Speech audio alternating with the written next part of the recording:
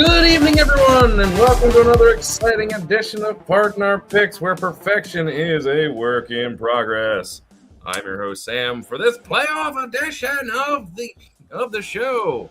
Alongside me, of course, is the all-exciting, all-encompassing, the crew. How you doing tonight?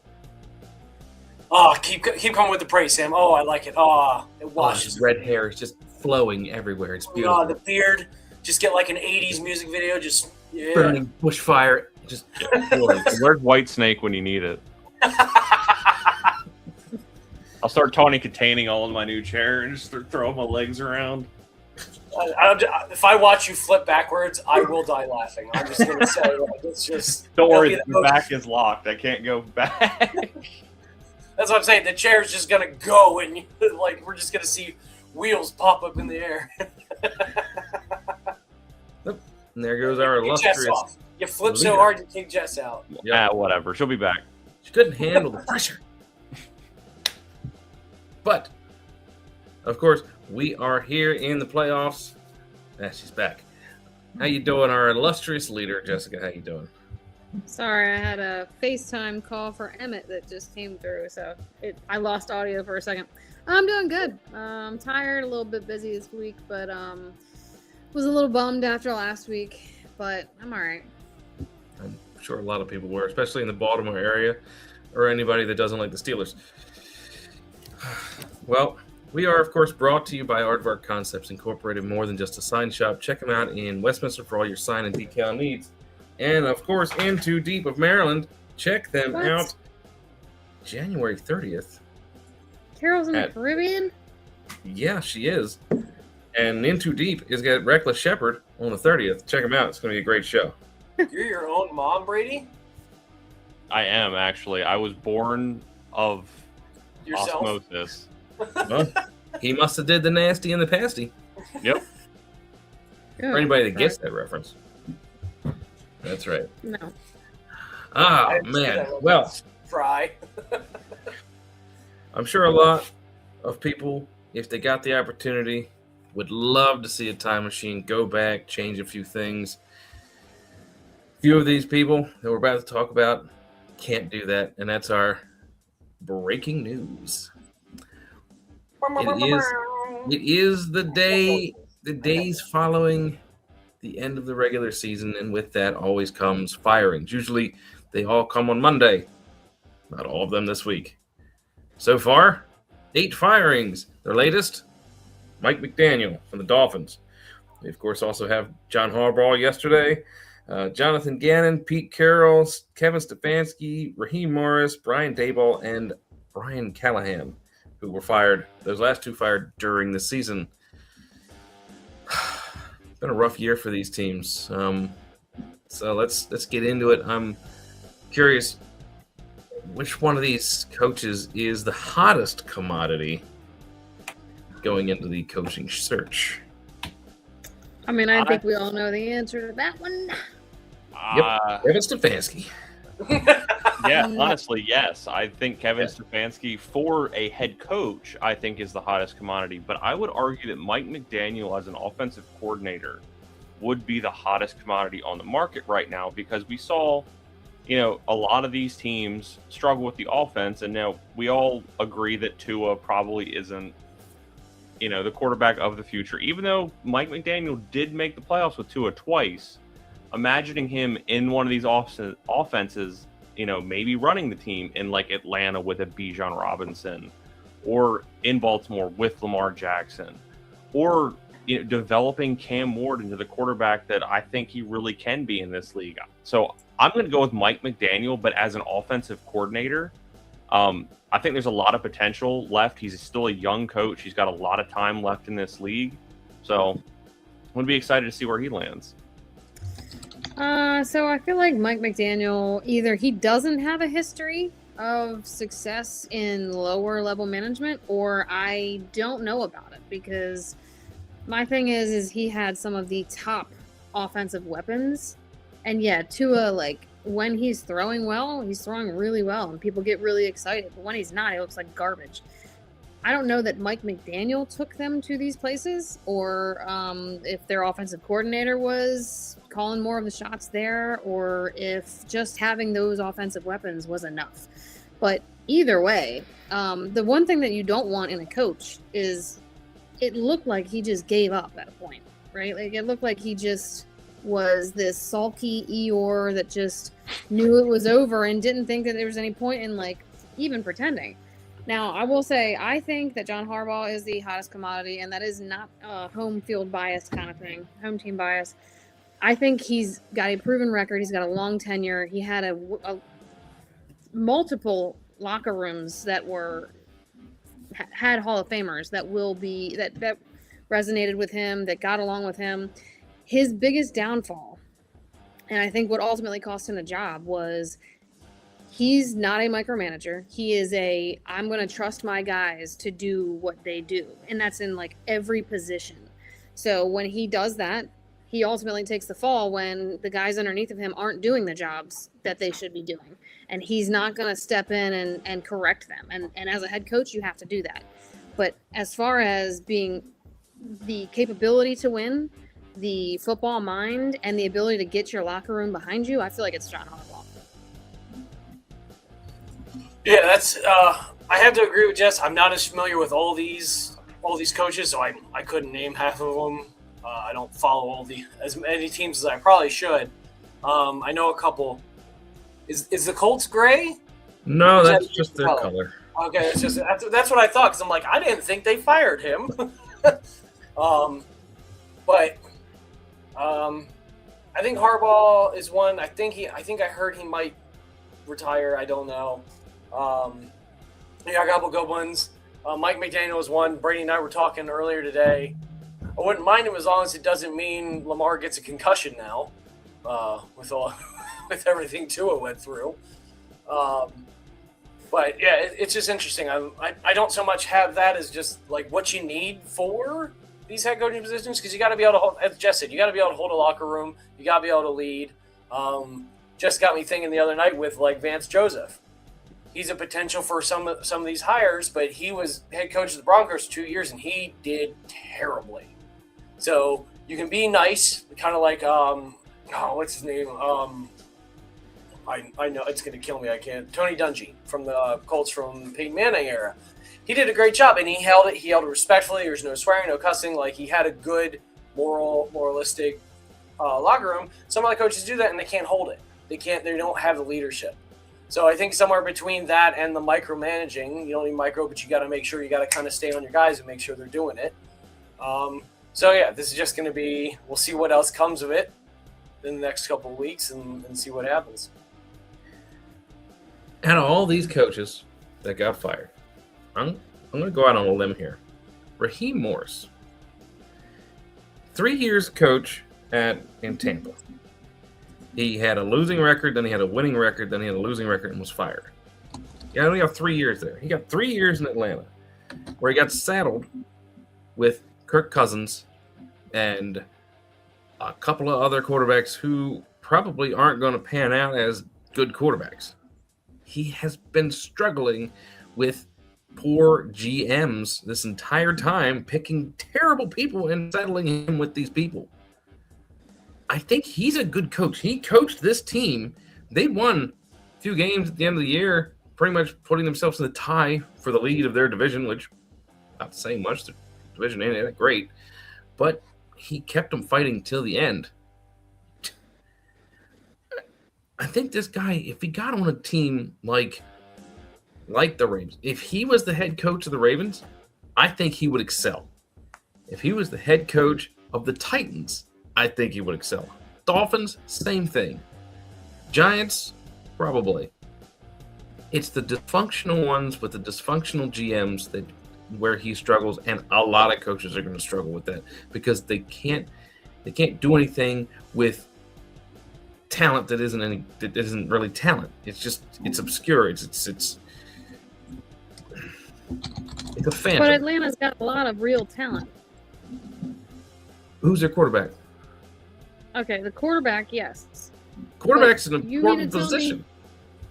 Okay, but look what happened with Brock Purdy and San Francisco. Like, when you have those skill players, your quarterback shouldn't be, like, the best player on the team. He should be a guy that can just get the job done. Like, can just be safe enough with the ball and get it near the receivers or hand it off competently, right? Like, He's got to be able to get it to the receivers, though. If he can't get it to the receivers, they can't catch the ball. They can't all be Calvin Johnson catching balls like 8 foot away from themselves. See, you hit a really good point with the GM thing there, Sam, because I remember with Colts and Bill Polian, like when Peyton Manning went down with his neck surgery and he didn't play that year, and the Colts went 0-10, 0-14, it proved an Achilles heel because what was going on was Bill Polian was just drafting whoever the heck he wanted because Peyton Manning brought everyone up.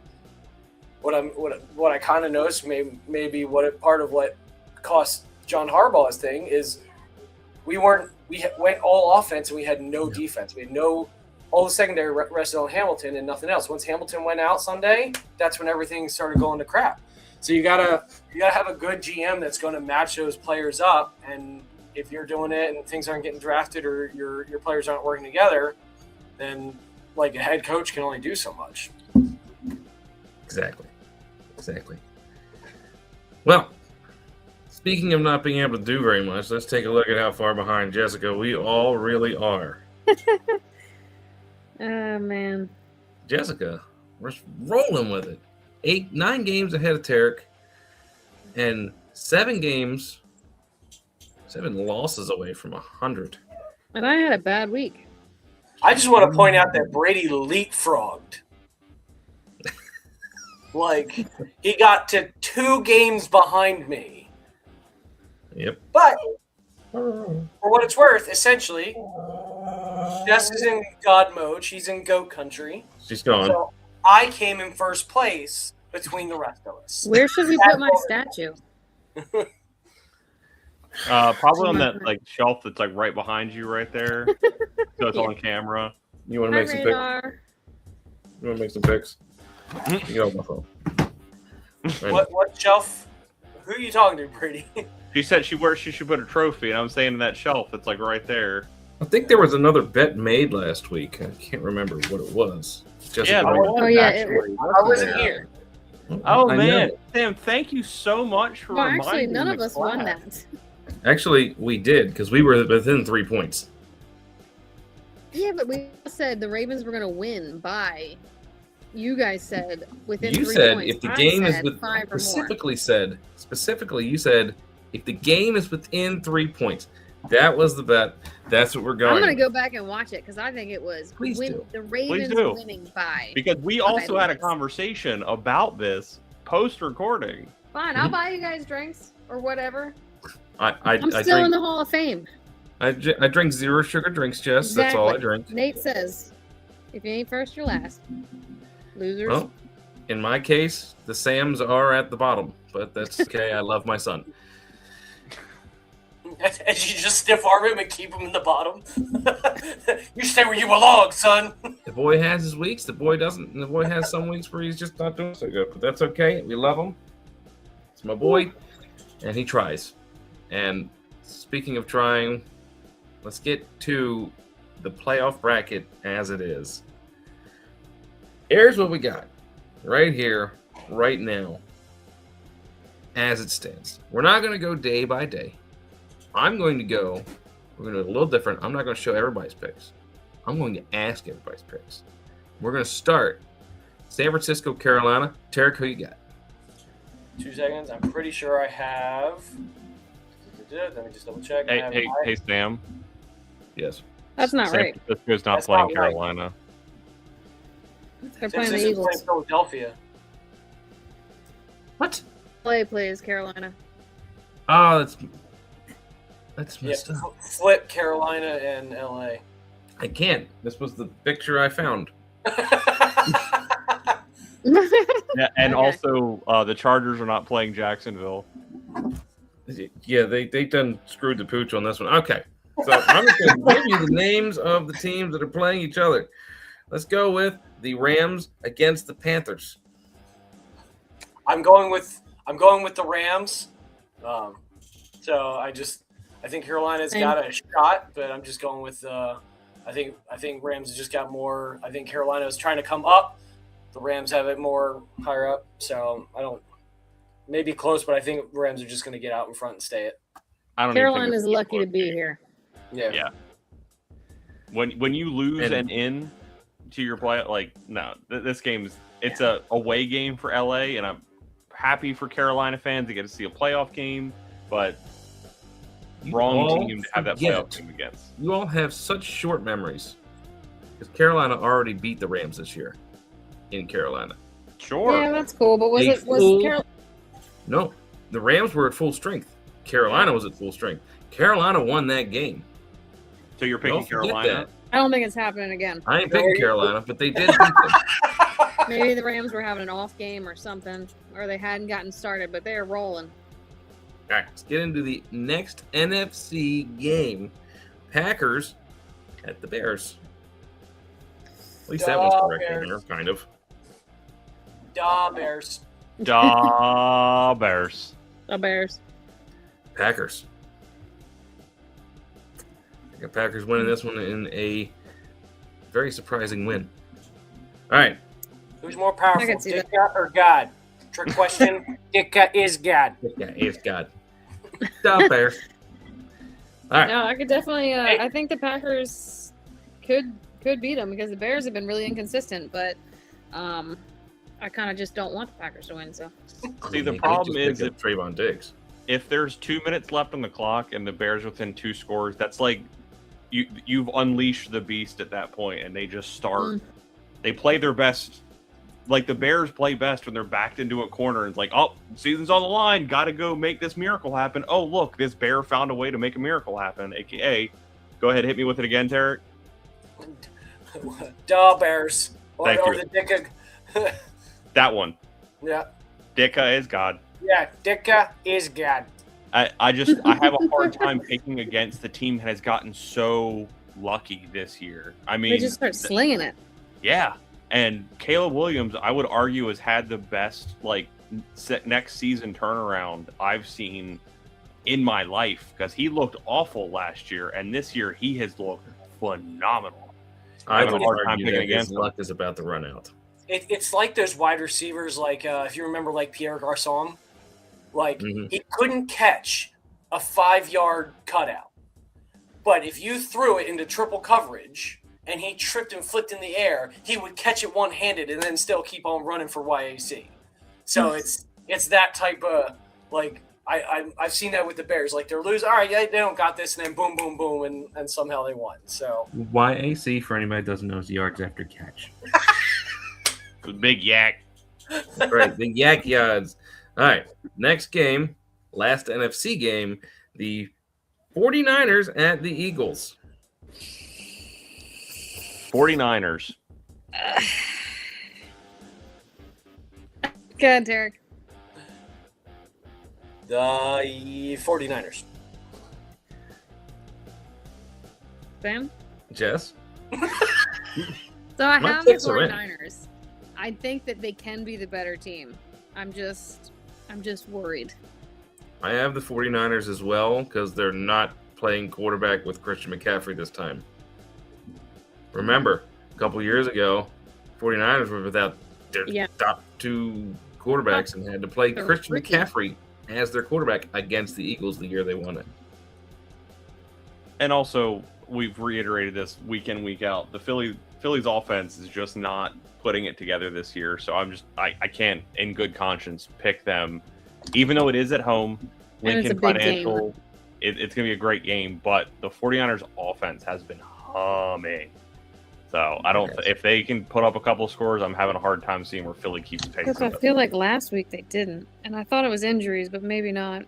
49ers? They were playing Seattle. Mm-hmm. Yeah, man, it was 13-3. Yeah, one of the top defenses. They absolutely. Seattle is an absolute contender. Oh yeah, absolutely. But AFC and the game we're all really excited to watch. Absolutely, the Texans at the Steelers. it better be the Texans. It's gonna be the Texans because that Texans defense is so reminiscent of like early 2000s football that I feel like if they hit Aaron Rodgers once, he may just turn to bone dust. So, and they're going to be able to play the screen a lot better. And than we've the Ravens did. seen the Steelers against a good pass rush. The Steelers against a good pass rush don't do well. They don't do well at all. I mean, they made the Browns beat them. Yeah, absolutely. All right. The real game everybody is waiting to see, I think, in my mind, is the Bills at the Jaguars. I'll go first at the risk of being called. I'm feeling people may call me after this. I'm going with Jags. So I think it's just going to be interesting. The Bills haven't looked as good as they have in years past. The Jags are getting good right at the right time. So I think the Jags actually have a really good shot.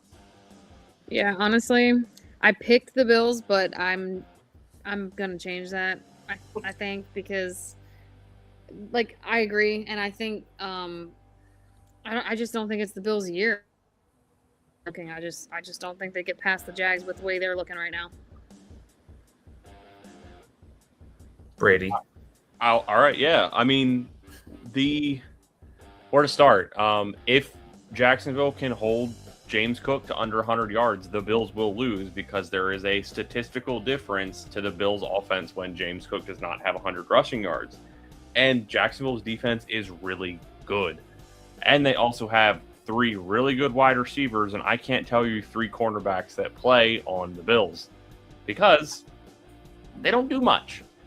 Which, of course, is going to make me probably eat my words, and the Bills are going to win this week. But I expect a very big game out of Travis Etienne in this game against the Bills' very porous running defense. I just got one word for everybody. Duval. Jaguars, Jessica. Jaguars. Did you not see that when their coach was like interviewed when he first got hired, Jess? And they play in Duval County, and he just like looked at the reporter right in the eye and just went, Duval. It was the creepiest thing. I'll send it to you. Yeah. Okay, I won't pick them. Gross. I'm going to send it to you now that I'm thinking of it. I think this was the best opportunity for the Bills to win the Super Bowl, and they're going to lose this week. Yeah. Unfortunately. If they'd had home field for the first game, I think they might have had a shot. But they get to play in Duval County, where it's nice and warm, and against a team that is red hot. Like 10 straight for the Jacksonville Jaguars.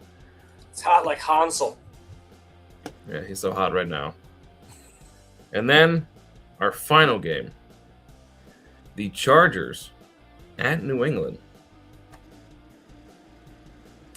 You know, I had a hard time picking this one, I'll be honest with you. Chargers Can both teams lose? Hmm? Can both teams lose? I don't want either team to win. The Chargers defense has played really good, but the thing that's holding them back is that offensive line that's been like a merry-go-round each week. It's someone goes out, someone new comes in, and it's just I don't think they've had like a solid line for the past like 8 weeks. So I'm going with the Patriots solely on the fact that I think if the Chargers had a healthy-ish offensive line, I think they would win, but nah, Patriots. Yeah, I'm going with the Patriots too, pretty much for the same reason. Herbert is, I think, the most sacked quarterback. He just runs for his life because of that offensive line. And the Patriots are actually going to get to him. So I was trying to look up the Bills at home stats versus on the road stats to see if they suck on the road, but I couldn't find them. So let's see here. Let's see if I can do some live. I feel like they do. I feel like they're really good at home, and I feel like when they travel, they're not. But They are 7-2 at home and 5-3 away. Oh, okay, that's fine. Still winning. So Yeah, they won but both they games. scored 31.2 points at home, 25 away, with the difference of 12 touchdowns between home and away games, home obviously being the higher. They have lower in every category away, essentially. So take from that what you will. I mean, they played I'm more going games with- away than they did at home. Go ahead. No, they played more games at home than they did away. My bad. You're good. I'm going with the Patriots. I hate it. Ugh. It makes my tongue feel fuzzy. I don't want the first year we don't have the Chiefs in the playoffs that all of a sudden have the Patriots again. I don't want to go back to that. But I also hate the Chargers, so I don't really want either team to. I hate the He's a Chargers. Broncos I'm fan. a- I am a Broncos. I am a Broncos fan, along with the Ravens, and also like so many years of watching Peyton Manning, the Chargers kick the Colts out of the playoffs in the wild card round every year for like 5 years in a row. Pissed me off. So I have like PTSD with it. So I'm going with the Patriots for same reasons Brady and Jess said.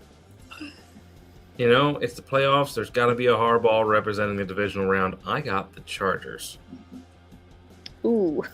I do. And here's my reasoning. New England has not played a very hard schedule. One of the easiest schedules ever Yeah, in for a team to decades. play the playoffs. No question. And the Chargers defense is good. And that offense can do just enough to win this game in New England. I think New England gets a reality check and they lose. But they look good coming into next year. And for that, actually, I have 5 out of my 6 picks as the away team. How's that strike you? Boom. I'm going to be wrong on 3 of them. Probably. Yeah, maybe I'll switch that up just to try to not give myself bad juju, but I'm willing to take an L on that one. All right. Thank you guys so much for watching. We appreciate it. Welcome to the playoffs. Let's see how this thing shakes out. We know we don't have to worry about the Chiefs, so let's keep going, guys. Click like, click subscribe, so you know when we're doing these last couple of videos for the season throughout the playoffs, going to the Super Bowl. Make sure you click links in the box below in the description for Brady's book, for our Facebook group. Oh, I didn't bring it in here. Crap. Sorry, Dad. Hang on, I got one. Hold on. Oh, Jess has got it. Back up. Through the magic of the non-editing that we do in these videos. Well, it's live, so it saves me 50 minutes. Yeah, that book. You know? That. Which way? I'll point this way. Yeah, you're pointing that way. You're pointing the right way. So yeah, click the link in the description below so that Brady will cut his hair. Nope. That bet's off. I wasn't buying $120. But yeah, so I think I said all the things. As always, I'm Tarek. I'm Jess. I'm Football Jester. And I'm Sam. And that's Radar. And you guys have a great football week.